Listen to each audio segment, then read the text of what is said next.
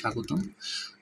এই ক্লাসে আমরা হচ্ছে গত ভিডিওতে আমরা যে প্যাসেজটা পড়লাম ওইটার উপরে যে এক্সারসাইজ কোয়েশ্চেনগুলো আছে ওগুলা আমরা সলভ করার চেষ্টা করব। তো আমরা হচ্ছে এই প্যাসেজটা আমরা গত ক্লাসে পড়েছিলাম। তো এটার উপর ভিত্তি করে কিছু কোয়েশ্চেন এখানে দিয়ে রাখছে। আমরা যদি দেখি questions 8 to 14. Look at the 5 online customer reviews for sweaters A to E on page number 18. For which review are the following statements true? Write the correct letter A to E in boxes 8 to 14 on your answer sheet. তো এখানে কোনো answer sheet নাই, এটা তো সরাসরি question paper, but normally যে পরীক্ষা দেওয়ার সময় আপনার আলাদা যে অ্যান্সার শিট থাকবে সেখানে কোশ্চেনের জন্য অ্যান্সার লেখার জন্য আলাদা বক্স করা থাকবে। আচ্ছা, এনবি যে নোট করতে বলছে, you may use any letter more than once. So এটা হচ্ছে মূলত একটা লেবেলিং এক্সারসাইজ। হ্যাঁ, আপনি খেয়াল করলে দেখবেন যে এই প্যাসেজটা এখানে প্রত্যেকটা প্যারাগ্রাফে হচ্ছে একটা করে লেটার দিয়ে লেবেল করা আছে, A B C D E, এই 5টা প্যারাগ্রাফ আছে আমাদের। আর এখানে কোয়েশ্চেনের মধ্যে সেন্টেন্স আছে মূলত 8, 8, 9, 10, 11, 12, 13, 14, সো 7টা। তো বলে দিছে যে কোনো একটা লেটার একবারের বেশিও আসতে পারে। মূলত আমাকে যেটা করতে হবে সেটা হচ্ছে যে এই সেন্টেন্সগুলো আমি পড়ে হচ্ছে কোন প্যারাগ্রাফের কথার সাথে এই সেন্টেন্সটা মিলে যায় সেই প্যারাগ্রাফের ওই অক্ষরটা আমাকে লিখতে হবে। আমি যদি প্রথমে একটা সলভ করি তাহলে জিনিসটা সহজ হয়ে যাবে। 8 নম্বরটা দেখেন কি বলছে, the colour of the sweater did not match the website image. হ্যাঁ, তো বলতেছে যে সোয়েটারের রং ওয়েবসাইটে যে ছবি দেওয়া ছিল সেটার সাথে মিলে নাই। এখন এখানে যে 5টা প্যারাগ্রাফ আছে তার মধ্যে কোন প্যারাগ্রাফে এই জাতীয় একটা ইনফরমেশন দিচ্ছে একটু দেখেন তো। আচ্ছা, আপনারা প্যারাগ্রাফ বির দিকে একটু তাকান কি বলছে, যে এই যে প্যারাগ্রাফ বি এর সেকেন্ড সেন্টেন্সটা, the purple one is pretty though I expected a lighter shade from the picture. যে পার্পল কালারের যে সোয়েটারটা আছে এটা হচ্ছে সুন্দর, though I expected a lighter shade from the picture, যে যদিও আমি হচ্ছে ছবিতে যেটা দেওয়া ছিল তার থেকে হালকা কালারের একটা জিনিস আমি প্রত্যাশা করেছিলাম। আচ্ছা, এই কথাটা। আর এই 8 নম্বরের সেন্টেন্সটা দেখেন, the colour of the sweater did not match the website image. তো যে সোয়েটারের রং ওয়েবসাইটে দেওয়া ছবির সাথে মিলে নেই। একটু চিন্তা করে দেখেন তো কথাগুলা কি সেম না? ইনফরমেশন তো এক, তাই না? হইতে পারে শব্দ আলাদা, কিন্তু একই তথ্য কিন্তু দিচ্ছে ঘুরায় ফিরায়। তো এই জিনিসটাকে বলে ইংরেজিতে প্যারাফ্রেজিং। এটার মানে হচ্ছে যে একই কথা একটু 19-20 করে একটু ঘুরায় ফিরায় বলা, অন্য শব্দ ব্যবহার করে। তো এই জিনিসটা আইএলসে প্রচুর পরিমাণে করা হয়। এটা দেওয়ার উদ্দেশ্য হচ্ছে যে একটা লেখাকে একটু ঘুরায় দিলেও আপনি জিনিসটাকে চিনতে পারেন কিনা, যে ও আচ্ছা এটা একই তথ্য দিচ্ছে, এই ক্যাপাসিটি আপনার আছে কিনা এটা দেখার জন্য মূলত তারা এটা করে। কিন্তু আইএলসের কোয়েশ্চেনে প্রচুর পরিমাণে এই যে প্যারাফ্রেজিং করা থাকে। তাহলে 8 নম্বরের অ্যান্সার আমরা পাইলাম যে the colour of the sweater did not match the website image. এটা আমাদের প্যারাগ্রাফ বিতে আছে, আমরা 8-এর পাশে লিখব বি। আচ্ছা, নাম্বার 9 কি বলছে, the customer took some time to decide on the purchase. আচ্ছা, এইটার আলোচনা কোথায় আসছে দেখেন তো, the customer took some time to decide on the purchase, customer জিনিস কেনার আগে একটু সময় নিয়েছে। আচ্ছা, প্যারাগ্রাফ এতে চলে আসেন। এতে মেরি অ্যান এই মহিলা হচ্ছে তার রিভিউ দিচ্ছে। সে বলতেছে যে I spent a while thinking about buying this sweater because of the price. প্রথম লাইনটা, যে আমি সোয়েটারটা কেনার আগে একটু চিন্তা ভাবনা করছি এটার দামের কারণে। আচ্ছা, এই কথাটা আর কোশ্চেনে যেটা বলছে, the customer took some time to decide on the purchase, কেনার সিদ্ধান্ত নেওয়ার আগে কাস্টমার হচ্ছে একটু সময় নিছে। দুইটা কথা কি সেম হইল না? স্পেন্ট আ ওয়াইল, ঠিক আছে, are the customer took some time, মূলত কিওয়ার্ড হচ্ছে এই দুইটা জায়গায়। তো কথা কিন্তু সেম আসলে, যদিও শব্দ আলাদা। অতএব আমার অ্যান্সার হচ্ছে 9 নম্বরের অ্যান্সার প্যারাগ্রাফ এ। ঠিক আছে, 9-এর পাশে আমি এ লিখব। আচ্ছা, কোয়েশ্চেন নাম্বার 10 কি বলছে? The customer initially bot the wrong size. যে 5জন কাস্টমারের রিভিউ দেওয়া আছে, তাদের মধ্যে কোনো একজন এরকম করছিল যে সে প্রথমে ভুল সাইজের জিনিস কিনে ফেলছে। আচ্ছা, দেখি এরকম কথা কেউ বলছে কিনা। আপনারা একটু প্যারাগ্রাফ সিতে আসেন।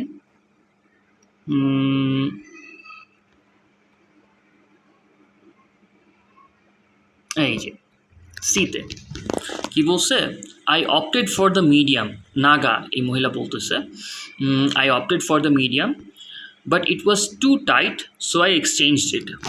যে সে প্রথমে মিডিয়াম সাইজের সোয়েটারটা কিনছিল, কিন্তু এটা অনেক বেশি টাইট ছিল, তাই উনি এটা চেঞ্জ করে নিছে।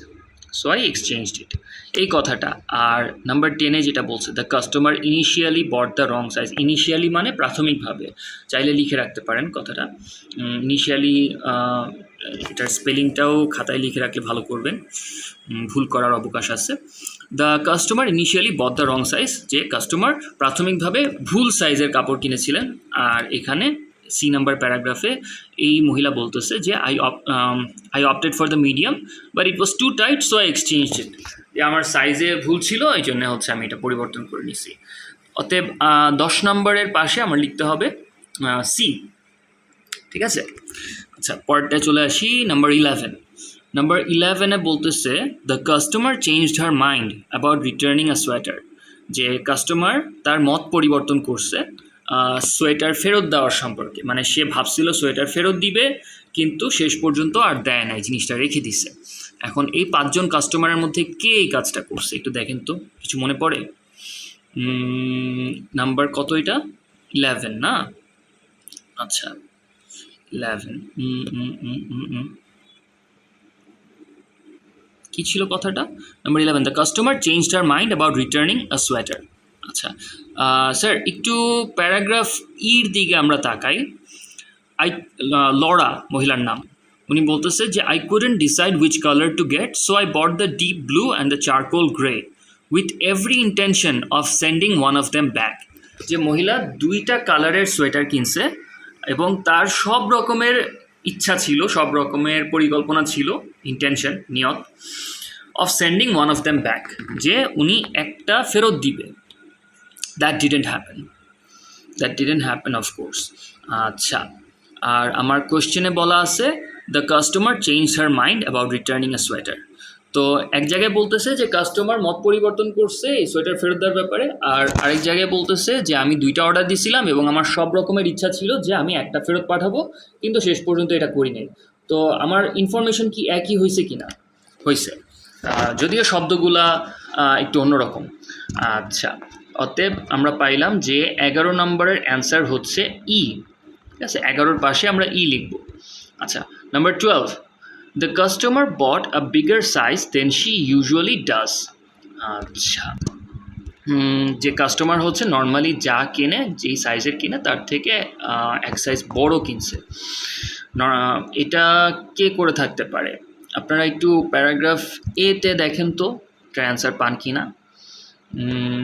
এই যে প্যারাগ্রাফ এর মাঝামাঝি এ কিন্তু একবার চলে আসছে অ্যান্সারে, 9 নম্বরের অ্যান্সারেও এ ছিল, কিন্তু আমাদের কোশ্চেনের শর্তর মধ্যে বলে দিছে, কন্ডিশন দিয়ে দিছে যে you may use any letter more than once. এখানে যে কোনো লেটার একবারের বেশি আসতে পারে, আর বেশি আসতেই হবে, তার কারণ হচ্ছে আমার প্যারাগ্রাফ আছে 5টা আর কোশ্চেন আছে 7টা। তো 2বার এরকম হবে যে এক লেটার 2বার আসবে, অ্যাকচুয়ালি মানে 2বার কমপক্ষে হইতে হবে, এর থেকে বেশিও হইতে পারে। আচ্ছা, কোথায় ছিলাম? Paragraph A, Marian. আমার কোশ্চেন হচ্ছে the customer bought a bigger size than she usually does. আচ্ছা, আর মেরিয়ানের ক্ষেত্রে কি হয়েছে যে কোথায় যেন, আরে তো হারাই ফেললাম।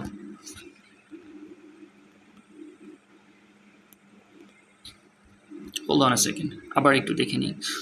Number 12 না, the customer bought a bigger size than she usually does. এই নাম্বারই তো অ্যান্সার না? একটু আগেও দেখলাম।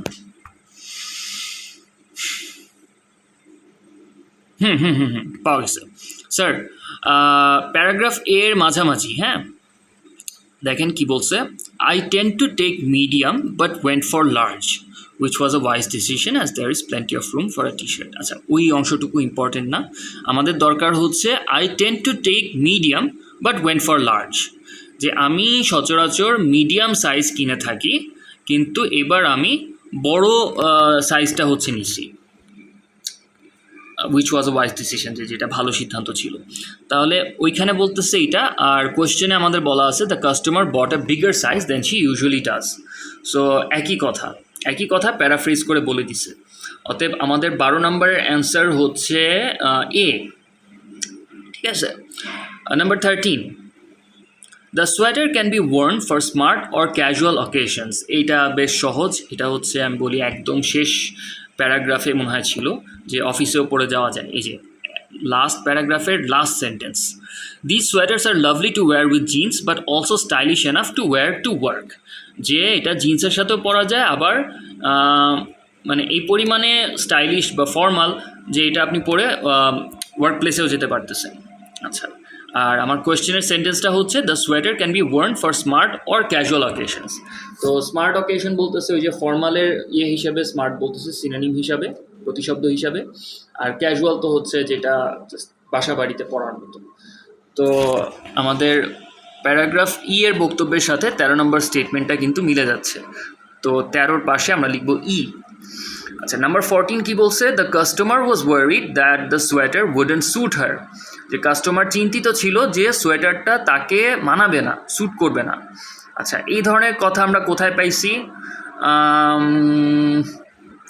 আচ্ছা, একটু একটা মিনিট।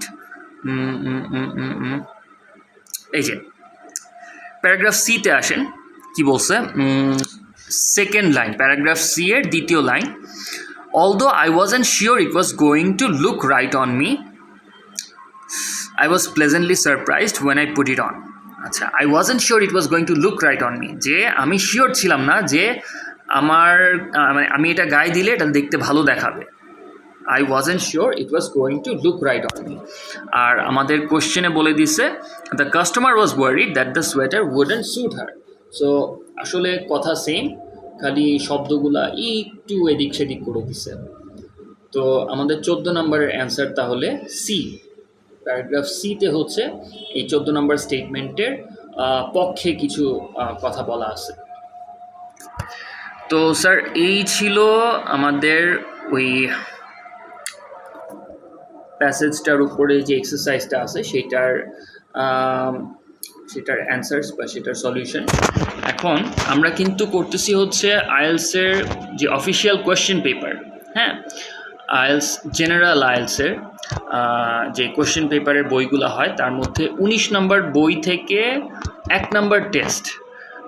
আপনাদের হয়তো জানা থাকবে যে এক একটা কোয়েশ্চেন পেপারে 4 সেট করে কোয়েশ্চেন থাকে, এবং এক একটা 4 সেট কোয়েশ্চেন থাকে। এক একটা সেটের মধ্যে ওই যে আপনার রিডিং, রাইটিং, লিসেনিং, স্পিকিং 4টা মডিউলেরই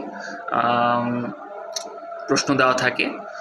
তো মানে একটা সেট কমপ্লিট করা মানে হচ্ছে আপনার একবার আইএলস দেওয়ার মতো। তো এটা ছিল রিডিং মডিউলের যে প্যাসেজগুলা দেওয়া আছে তার মধ্যে দ্বিতীয় প্যাসেজ। এরকম আরও কয়েকটা আছে এই পরীক্ষার মধ্যে, এই পরীক্ষার কোশ্চেনের আন্ডারে। তো আমরা পরবর্তী ক্লাসগুলোতে এগুলো দেখব, বাট আজকে এখানেই শেষ করে দিচ্ছি। আর ক্লাসগুলো যদি ভালো লাগে তাহলে সম্ভব হলে একটা লাইক দিয়ে যাবেন প্লিজ।